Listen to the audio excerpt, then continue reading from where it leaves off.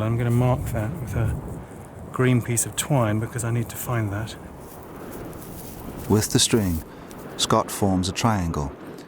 He loops the ends around two posts set upon the north-south line and pulls the middle of the string out to find the midpoint. Right, here's the green marker. Now, the trick about this is it doesn't matter how hard I pull because the tension is the same in both sides of the string. He marks the midway point with a post. He repeats this the other side, again marking the midway point with a post. By aligning these 2 points with a string, Scott has created a 90-degree angle. That's the original north-south line, and this is the new east-west line.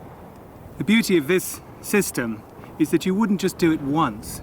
You would go on from where I stopped, right around the pyramid, and then you would go back the other way anti-clockwise, and then back again clockwise. Each time you'd close out the error just that little bit more until you got it to the precision that you wanted. The rough appearance of the Great Pyramid masks the precision of its construction. Its limestone casing was stripped away centuries ago to rebuild Cairo, but the pyramid remains the most accurately built stone structure on Earth. It covers 13 acres, the equivalent of 9 football fields, yet each of its sides are accurate to within inches. In my opinion, pyramids built Egypt. Because building the pyramids made the Egyptians to think about art, architecture, to think about astronomy, and this is why they became genius, because they have to build the tomb of the king who will be a god. Dr. Hawass has discovered the remains of the surveyor's original workings. We found in our excavation holes about 40 centimeters in diameter, and no one understood the function of these holes. We found that these holes has to do with making the square base of the pyramid. After they finish the square base of the pyramid, they cut in the solid rock, and they made the base of the pyramid about 8 meters high, only from the rock of the plateau. The stones were dragged from the quarry to a short ramp and then hauled up onto the base.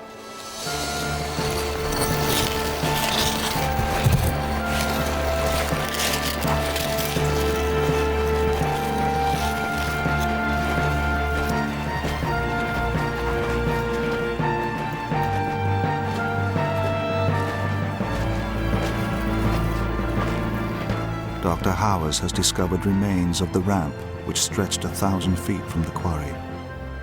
The ramp, based on my discovery, is located to the southwest corner of the Great Pyramid.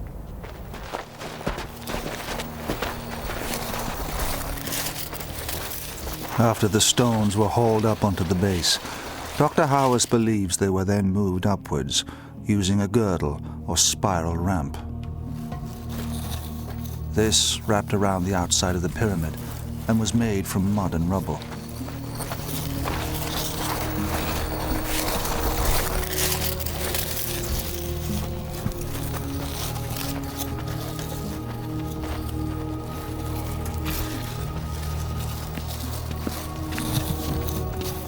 The spiral ramp grew higher as the pyramid was gradually built up. No one knows with certainty the exact ramp design.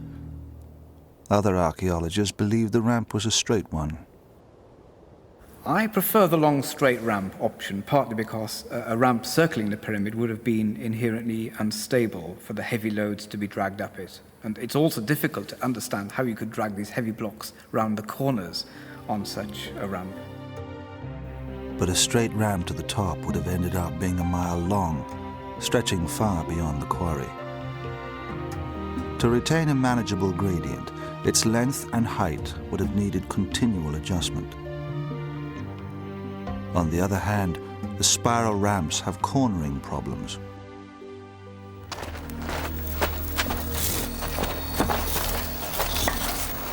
As the Great Pyramid grew higher, the stones became smaller. Rollers running under the stones may have been used here for maneuvering. the builders used only the simplest techniques. The Egyptians used stone tools and copper tools, copper very frequently mixed with arsenic, which of course hardens up the copper, but iron was certainly not used. In fact, the Egyptians were very late into the Iron Age. Without any sophisticated tools, the stones were fitted with watertight precision to a height of 480 feet. Until little more than 150 years ago, the Great Pyramid remained the tallest structure on Earth. When built to the top, it resembled a series of steps. It was then ready to be cased in top-quality limestone. And then, of course, you start smoothing it off from the top down. So you do the top bit, then you take the girdle ramp down, then the next bit, and so on, until the whole thing is done. After 23 years, Khufu's tomb, the largest pyramid ever built, was complete. Pyramids are the most enduring ancient structures on Earth, and the Great Pyramid is the only ancient wonder of the world standing today. It has been imitated many times. Its stable form inspired one of today's most famous architects, I.M. Pei. He designed the pyramid at the Louvre in Paris out of glass. Pyramid is built of stone, it's solid, it's for the dead, and I hope the glass pyramid is transparent, it's for the living.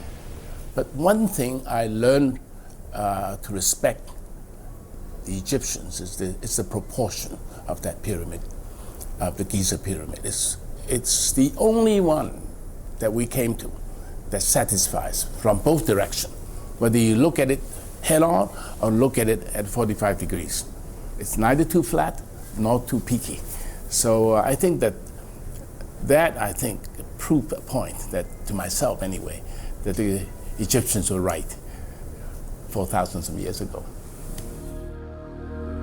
Khufu's pyramid was so admired that his son and grandson followed him, building their tombs alongside his on the Giza Plateau. But the Great Pyramid has remained the father of all ancient structures. The people came for the first time, they looked at it, said, God, how it was built, who built it? Arabs, when they came in the 9th century AD, they said that man fears time and time fears pyramids. It's true. The pyramids are immortal. It will live because of the way that the pyramid was constructed. The techniques used to build the Great Pyramid would pave the way for the other 6 world wonders to follow.